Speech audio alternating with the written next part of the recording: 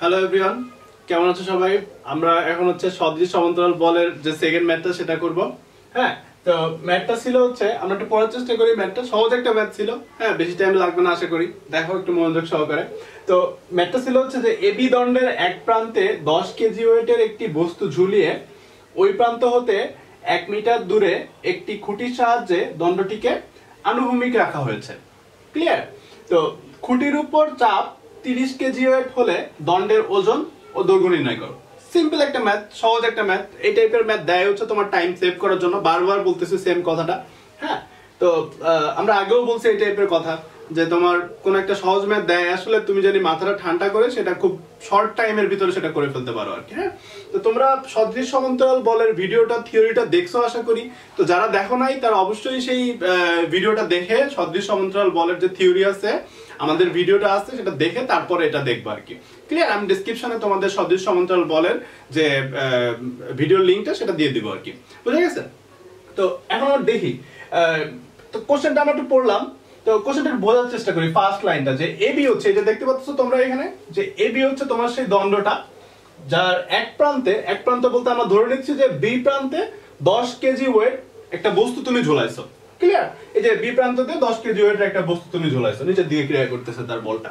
হ্যাঁ, তো ওই প্রান্ত হতে মানে যে প্রান্তেই হচ্ছে তুমি 10 কেজি ওয়েটটা ঝুলাইছো সেই প্রান্ত হতে 1 মিটার দূরে একটা খুঁটির সাহায্যে দণ্ডটিকে আনুভূমিক রাখা হয়েছে। হ্যাঁ, এখন তোমার মনে কোশ্চেন আসতে পারে যে আমি 1 মিটার দূরে কেন ঝুলাইলাম আর কি। হ্যাঁ, আমার তো এখানে ঝুলানো, তো তোর খুঁটির তো একটা ওজন আছে। হ্যাঁ, তো খুঁটিটা যদি দেখো, খুঁটিটা যদি তোমার মানে ইউনিফর্ম হয় বলতে মানে সব জায়গায় তার দৈর্ঘ্য প্রস্থ সমান এমন যদি হয়, তাহলে তার ওজনটা, খুঁটির একটা ওজন আছে সেটা কই দিয়ে ক্রিয়া করে বলো? মধ্যবিন্দু দিয়ে। আমরা সবাই জানি যে ভরকেন্দ্র নরমালি যদি কোনো তোমার ইউনিফর্ম না হয় তাহলে সেই ক্ষেত্রে ভরকেন্দ্র চেঞ্জ হয়ে যায়।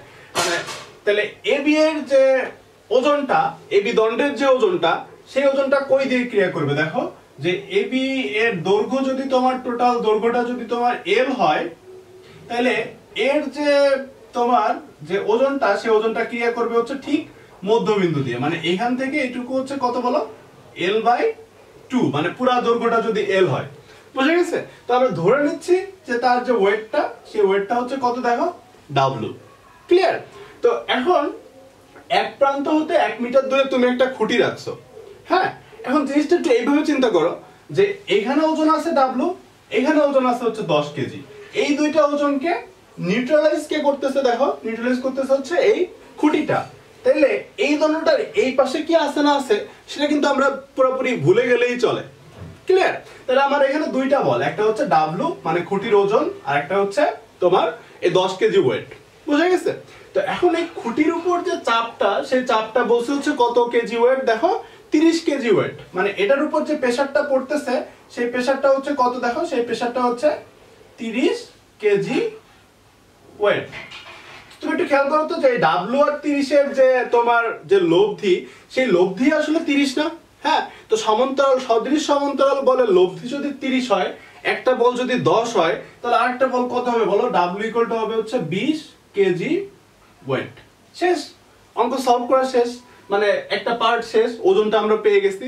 তাহলে আমাদের নেক্সট যে পার্টটা, সেই পার্টটা কি করতে বাকি? দেখো তোমার দণ্ডটার দৈর্ঘ্যটা বের করা বাকি। ক্লিয়ার? ওকে, ফাইন, আমরা বের করি। তাহলে এখান থেকে এইটুকু যদি L/2 হয়, তাহলে এই ভরকেন্দ্র থেকে এইটুকুও কত? L/2। তো এখান থেকে এই খুঁটিটার দূরত্ব, তো বি থেকে খুঁটিটার দূরত্ব তো 1 মিটার।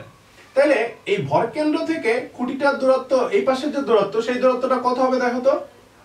L/2 - 1। বুঝা গেছে? কতটুকু হবে? L/2 - 1। তো আমাদের সেই L এর মানটাই আসলে বের করতে হবে, মানে খুঁটিটার যে দৈর্ঘ্যটা, সেই দৈর্ঘ্যটা বের করতে হবে। কিভাবে বের করব? খুব সহজ, যে 20, আমরা আগে অঙ্ক যেভাবে করে করছি যে এই 20 ডিভাইডেড বাই লব্ধি আর বাকি যে বলটা আছে তার মধ্যবর্তী দূরত্ব। তাহলে 20 ডিভাইডেড বাই কত হবে দেখো? 1 ইকুয়াল টু 10 ডিভাইডেড বাই কত হবে বলো তো? 10 ডিভাইডেড বাই হচ্ছে L/2 - 1। বুঝা গেছে? তো তাহলে কি আসতেছে দেখো, আমরা যদি একটু ক্রস গুণন করি, তাহলে L/2 - 1 ইকুয়াল টু আসতেছে হচ্ছে হাফ। ক্লিয়ার? তাহলে L/2 ইকুয়াল টু কত আসতেছে বলো তো? L/2 ইকুয়াল টু আসতেছে হচ্ছে 3/2। তাহলে দণ্ডের দৈর্ঘ্য কত ছিল বলো? 3 মিটার। কতটুকু সময় লাগছে অঙ্কটা করতে? তোমাদের কতটুকু লাগতে পারে? সর্বোচ্চ 1 থেকে 1.5 মিনিট। হ্যাঁ, তো তাহলে সেভ হইলো, টাইম সেভ হইলো কত মিনিট? 1.5 মিনিট। 1.5 মিনিট কই কাজে লাগাবা? অন্য একটা টাফ ম্যাথে। হ্যাঁ, আর কি হবে তোমাদের তাহলে সিরিয়ালটা আস্তে আস্তে উপরে উঠতে থাকবে আর কি। হ্যাঁ, তো এইভাবে করে আমাদের একটু টেকনিক্যালি মাথা ঠান্ডা করে যে সহজ ম্যাথগুলো দেয়, এই ম্যাথগুলো কিন্তু কোনোভাবে ভুল করা যাবে না। হ্যাঁ, তুমি যদি একটা সহজ ম্যাথ ভুল করো তাহলে তোমার চান্স পাওয়ার প্রবাবিলিটি অনেক বেশি কমে যায় আর কি। হ্যাঁ, বুঝে গেছে? তো অবশ্যই মাথা ঠান্ডা রাখতে হবে। ভর্তি পরীক্ষার সময় মাথা ঠান্ডা রাখাটা হচ্ছে সবচেয়ে বেশি জরুরি। হ্যাঁ, এই সহজ ম্যাথগুলো করার জন্য অ্যাটলিস্ট। তারপরে তো আমাদের সাথে তোমাদের যদি আরো কোনো টাফ ম্যাথ থেকে থাকে, অ্যাডমিশন টেস্টে আসছে কিংবা তোমরা পারো না, তাহলে আমাদের সাথে গ্রুপে শেয়ার করতে পারো। আমাদের গ্রুপের লিংক প্রত্যেকটা ভিডিওতে থাকে, তো তোমরা গ্রুপে জয়েন করে শেয়ার করবো আর কি। ক্লিয়ার? আর আমরা ইনশাআল্লাহ যদি অনলাইন থাকি কিংবা অনলাইন পরে হলেও তখন সেটা সলভ করে দেওয়ার চেষ্টা করবো আর কি। হ্যাঁ, তো নেক্সট ভিডিও দেখা, সবাই ভালো থাকো, সুস্থ থাকো, সাবধানে থাকো। আল্লাহ হাফেজ।